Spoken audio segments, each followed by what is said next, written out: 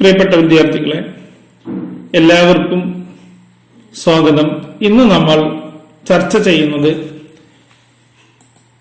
Income and expenditure account തയ്യാറാക്കാനുള്ള രണ്ട് വ്യത്യസ്ത പ്രോബ്ലവും അവ എങ്ങനെ തയ്യാറാക്കാമെന്നുമാണ്. ആദ്യമായി തന്നിട്ടുള്ള റെസീപ്റ്റ്സ് ആൻഡ് പേയ്മെന്റ്സ് അക്കൗണ്ടിനെ അടിസ്ഥാനമാക്കി ഇൻകം ആൻഡ് എക്സ്പെൻഡിച്ചർ അക്കൗണ്ട് തയ്യാറാക്കാനുള്ള ഒരു പ്രോബ്ലമാണ് നിങ്ങൾക്ക് സ്ക്രീനിൽ കാണുന്നത്. വീഡിയോ പോസ് ചെയ്തതിന് ശേഷം നിങ്ങളുടെ നോട്ട്ബുക്കിലേക്ക് ഈ ക്വസ്റ്റ്യൻ പകർത്തി എഴുതുക.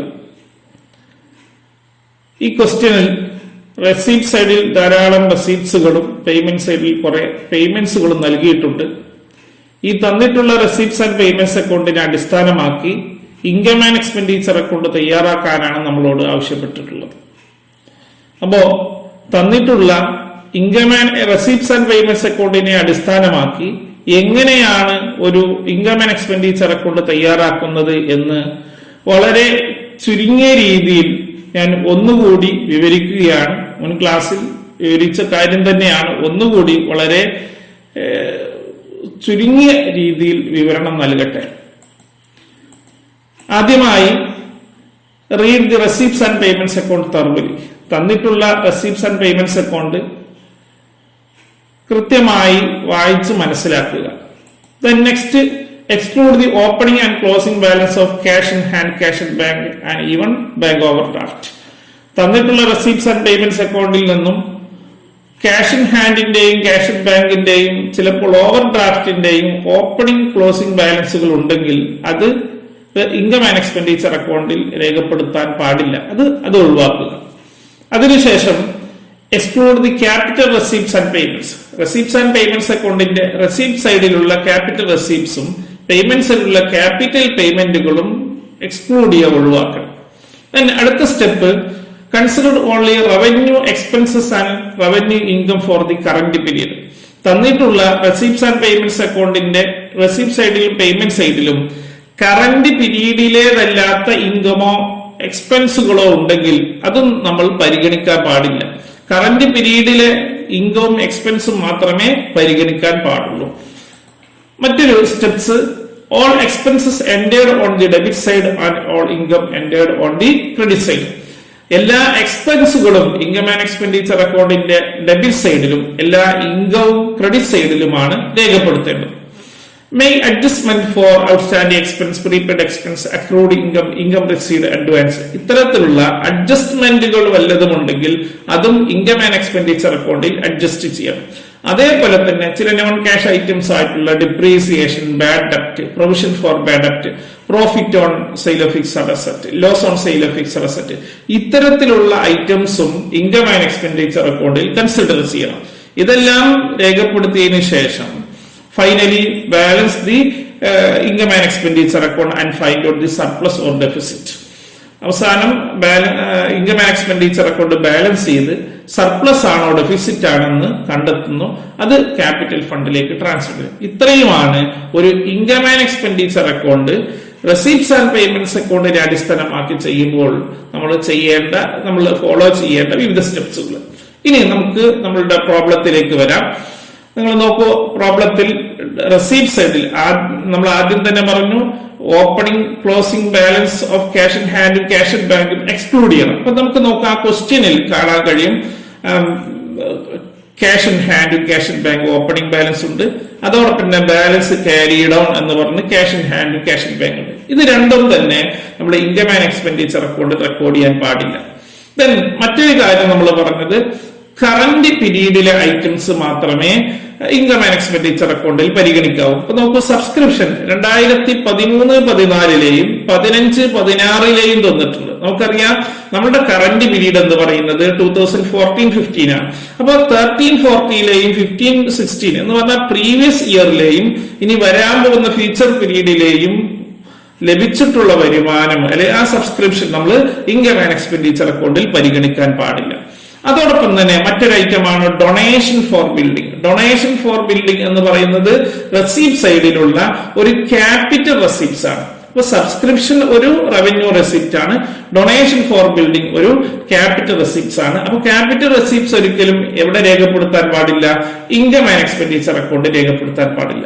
മറ്റൊരു ഐറ്റം നോക്കൂ, എൻട്രൻസ് ഫീ ഒരു റവന്യൂ റെസിപ്റ്റ് ആണ്, എന്നാൽ ലൈഫ് മെമ്പർഷിപ്പ് ഫീ നമ്മൾ മറ്റൊരു ക്ലാസ്സിൽ വിശദീകരിച്ചതാണ്. ലൈഫ് മെമ്പർഷിപ്പ് ഫീ ഒരു ക്യാപിറ്റൽ റെസിപ്റ്റ് ആണ്. അപ്പൊ ആയതുകൊണ്ട് ആ ക്യാപിറ്റൽ റെസിപ്റ്റ്സ് ഉള്ള ലൈഫ് മെമ്പർഷിപ്പ് ഫീയും ഇൻകം ആൻഡ് എക്സ്പെൻഡിച്ചർ അക്കൗണ്ട് രേഖപ്പെടുത്താൻ പാടില്ല.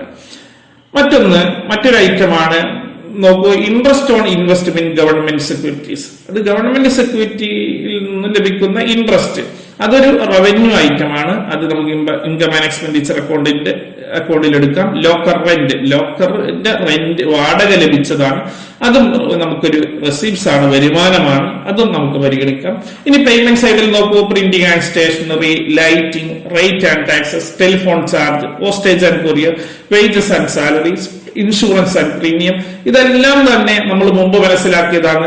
അത് റവന്യൂ പേയ്മെന്റുകളിലുണ്ട്, റവന്യൂ ഐറ്റമാണ്. അപ്പൊ ആയതുകൊണ്ട് അത് നമുക്ക് ഇൻകം ആൻഡ് എക്സ്പെൻഡിച്ചർ അക്കൗണ്ടിൽ പരിഗണിക്കാം. പേയ്മെന്റ് അത് എക്സ്പെൻസുകളാണ്, അപ്പോ ഇൻകം ആൻഡ് എക്സ്പെൻഡിച്ചർ അക്കൗണ്ടിന്റെ ഡെബിറ്റ് സൈഡിൽ എൻട്രി ചെയ്യാവുന്ന ഐറ്റമാണ്. എന്നാൽ purchase of government securities, government security വാങ്ങാൻ വേണ്ടി വന്ന ചെലവ്, അതൊരിക്കലും എന്തല്ല, റവന്യൂ ഐറ്റം അല്ല, അതൊരു ക്യാപിറ്റൽ ഐറ്റമാണ്. അപ്പൊ നോക്കൂ, നമ്മള് ഓരോ സ്റ്റെപ്സുകളിലൂടെ പോയി ആദ്യം ക്യാഷ് ഇൻ ഹാൻഡിന്റെയും ക്യാഷ് ഇൻ ബാങ്കിന്റെയും ഓപ്പണിംഗ് ക്ലോസിംഗ് ബാലൻസുകൾ ഒഴിവാക്കി, പിന്നീട് കറന്റ് ഐറ്റം മാത്രമേ എടുക്കാവൂ. അപ്പോൾ പ്രീവിയസ് ഫ്യൂച്ചർ പീരീഡിലെ ഐറ്റം ഒഴിവാക്കി. അതോടൊപ്പം തന്നെ റെസീപ്റ്റ് സൈഡിലുള്ള ക്യാപിറ്റൽ റെസീപ്റ്റ്സുകളും പേയ്മെന്റ് സൈഡിലുള്ള ക്യാപിറ്റൽ പേയ്മെന്റുകളും ഒഴിവാക്കി. ഇനി നമുക്ക് പ്രോബ്ലത്തിൽ വെറും റെസീപ്റ്റ്സ് ആൻഡ് പേയ്മെന്റ്സ് കൊണ്ട് മാത്രമേ തന്നിട്ടുള്ളൂ. അതുകൊണ്ട് കൂടുതൽ മറ്റ് അഡ്ജസ്റ്റ്മെന്റുകളൊന്നും ഇല്ലാത്തത് കൊണ്ട് നമുക്ക് ഔട്ട്സ്റ്റാൻഡിംഗ് എക്സ്പെൻസുകളോ അല്ലെങ്കിൽ നോൺ ക്യാഷ് ഐറ്റംസ് ഒന്നും തന്നെ ഇവിടെ അഡ്ജസ്റ്റ് ചെയ്യാനില്ല. അപ്പൊ ഇത്ര മാത്രമേ ഉള്ളൂ. ഇനി നമുക്ക് ഇൻകം ആൻഡ് എക്സ്പെൻഡിച്ചർ അക്കൗണ്ട് തയ്യാറാക്കാം. അപ്പോ നിങ്ങൾക്ക് ഈ സ്ക്രീനിൽ നിന്ന് നമ്മൾ ഓരോ ചെയ്ത കാര്യങ്ങൾ ഓരോന്നായിട്ട് മനസ്സിലാക്കുക. ഇനി നമുക്ക് അടുത്ത സ്റ്റെപ്പിലേക്ക് കടക്കുകയാണ്. ഇൻകം ആൻഡ് എക്സ്പെൻഡിച്ചർ അക്കൗണ്ട് തയ്യാറാക്കണം. നമുക്ക് income and expenditure for the year ended 31 March 2015, 14-15 accounting പീരീഡിലെ ഇൻകം ആൻഡ് എക്സ്പെൻഡിച്ചർ അക്കൗണ്ടാണ് നമ്മൾ തയ്യാറാക്കുന്നത്. നമുക്കറിയാം, നമ്മളുടെ റെസീപ്റ്റ്സ് ആൻഡ് പേയ്മെന്റ്സ് അക്കൗണ്ടിലെ നിങ്ങളുടെ നോട്ട്ബുക്കിലുള്ള ഓരോ പേയ്മെന്റ് സൈഡിലെയും ഓരോ ഐറ്റമാണ് നമ്മൾ എക്സ്പെൻഡിച്ചർ സൈഡിൽ രേഖപ്പെടുത്തുന്നത്. എന്ന് പറഞ്ഞാൽ എല്ലാ റവന്യൂ എക്സ്പെൻസുകളും അല്ലെങ്കിൽ റവന്യൂ പേയ്മെന്റുകളാണ് എക്സ്പെൻഡിച്ചർ സൈഡിൽ രേഖപ്പെടുത്തുന്നത്. റവന്യൂ ഇൻകം അല്ലെങ്കിൽ റവന്യൂ റെസീപ്റ്റ്സുകളാണ് പിന്നെ ഇൻകം സൈഡിൽ രേഖപ്പെടുത്തുന്നത്. അപ്പൊ ഓരോന്നായിട്ട് നോക്കാം. First printing and stationery, lighting, rate and taxes, telephone charge, postage and courier, wages and salaries. അതിന്റെ തൊട്ടു താഴെ ഉണ്ടായിരുന്ന ഐറ്റം എന്താണ്? അതൊരു ക്യാപിറ്റൽ പേയ്മെന്റ് ആയതുകൊണ്ട് അത് ഇവിടെ എടുക്കാൻ പാടില്ല. ഇനി ഇൻഷുറൻസ് പ്രീമിയം. അപ്പൊ അത്രയും ഐറ്റംസ്. അപ്പോ അതിൽ ക്യാപിറ്റൽ ഐറ്റമായിട്ട് പർച്ചേസ് ഓഫ് ഗവൺമെന്റ് സെക്യൂരിറ്റി രേഖപ്പെടുത്താൻ പാടില്ല, അതൊരു ക്യാപിറ്റൽ ഐറ്റമാണ്. അതിന്റെ തൊട്ട് താഴെ നമുക്കറിയാം ക്യാഷ് ഇൻ ഹാൻഡിന്റെയും ക്യാഷ് ഇൻ ബാങ്കിന്റെയും ക്ലോസിംഗ് ബാലൻസ് ആണ്, അതും ഇവിടെ എടുക്കാൻ പാടില്ല. ഇനി ഇൻകം സൈഡിലേക്ക് നോക്കാം. സബ്സ്ക്രിപ്ഷൻ തന്നെ നോക്കൂ, നമ്മൾ 3 പീരീഡിൽ തന്നിട്ടുണ്ട്. പക്ഷെ നമുക്ക് കറന്റ് പീരീഡിൽ മാത്രമേ ഇൻകം ആൻഡ് എക്സ്പെൻഡിച്ചർ അക്കൗണ്ടിൽ എടുക്കാൻ പാടുള്ളൂ. Entrance fee, interest in government securities, locker rent. അപ്പൊ നമ്മള് അവിടെ ലൈഫ് മെമ്പർഷിപ്പ് ഫീ ഒഴിവാക്കി, കാരണം അതൊരു ക്യാപിറ്റൽ റെസിപ്റ്റ് ആണ്. അപ്പൊ ആ ക്യാപിറ്റൽ റെസിപ്റ്റുകൾ ഒഴിവാക്കി റവന്യൂ റെസിപ്റ്റുകൾ, റവന്യൂ ഇൻകം മാത്രമേ ഇൻകം ആൻഡ് എക്സ്പെൻഡിച്ചർ അക്കൗണ്ടിന്റെ ഇൻകം സൈഡിൽ നമ്മൾ ക്രെഡിറ്റ് സൈഡിൽ രേഖപ്പെടുത്തേണ്ടതുള്ളൂ. അപ്പൊ എല്ലാ ഐറ്റവും രേഖപ്പെടുത്തി കഴിഞ്ഞാൽ നമ്മൾ ടോട്ടൽ ചെയ്യുന്നു. ടോട്ടൽ ചെയ്യുമ്പോൾ നമുക്കറിയാം, ഇവിടെ നോക്കുമ്പോൾ ക്രെഡിറ്റ് സൈഡിലാണ് കൂടുതൽ 3,08,000. നമ്മൾ 3,08,000 ഡെബിറ്റ് സൈഡിലേക്ക് കൊണ്ടുവരുന്നു. അതിന്റെ ബാലൻസ് കാണുന്നു 1,18,400. അത് ആണ് ഇപ്പോ ഒരു ഇൻകം ആൻഡ് എക്സ്പെൻഡിച്ചർ അക്കൗണ്ടിന്റെ ഇൻകം എക്സ്പെൻഡിച്ചറിനേക്കാൾ കൂടുതലാണെങ്കിൽ അത് സർപ്ലസ് ആണ്. അതായത് excess of income over expenditure is called surplus. അപ്പൊ അതിന് നേരെ നമുക്ക് എന്ത് എഴുതാം? സർപ്ലസ് എന്ന് രേഖപ്പെടുത്താം. Excess of income over expenditure. ഇവിടെ വരുമാനം ചിലവിനേക്കാളും കൂടുതലാകുമ്പോഴാണ് സർപ്ലസ് ആവുന്നത്. നേരെ തിരിച്ചാണെങ്കിലോ ഡെഫിസിറ്റ് ആവും. അപ്പൊ ഇത്രയുമാണ് ഫസ്റ്റ് പ്രോബ്ലം നമുക്ക് ചെയ്യുന്നത് മനസ്സിലാക്കാനുള്ളത്. വളരെ സിമ്പിൾ ആയിട്ടുള്ള ഒരു പ്രോബ്ലമാണ് നമ്മൾ ഡിസ്കസ് ചെയ്തത്. അത്തരത്തിലുള്ള പ്രോബ്ലംസ് കണ്ടെത്തി ചെയ്യാൻ വേണ്ടി ശ്രമിക്കുക. കൂടുതൽ കോംപ്ലിക്കേഷൻ ഉള്ള പ്രോബ്ലം മറ്റൊരു ക്ലാസ്സിൽ നമുക്ക് വിവരിക്കാം. Okay, thank you.